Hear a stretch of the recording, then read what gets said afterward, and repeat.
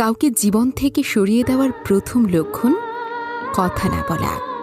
তবে জীবন থেকে সরিয়ে দেওয়ার দ্বিতীয় লক্ষণ ব্যস্ত আছি, পরে কথা বলছি। এর পরেও অজুহাতের শেষ থাকে না।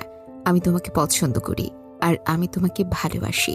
কথা দুটির মধ্যে পার্থক্য কি জানেন তো?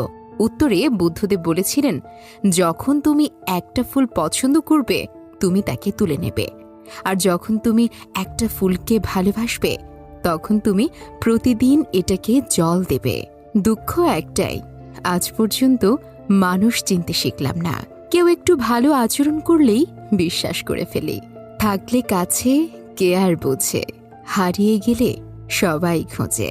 জীবনে 5টি জিনিস খুঁজে পাওয়া খুব কঠিন। 1. নিজের মনের মতো একটা মানুষ।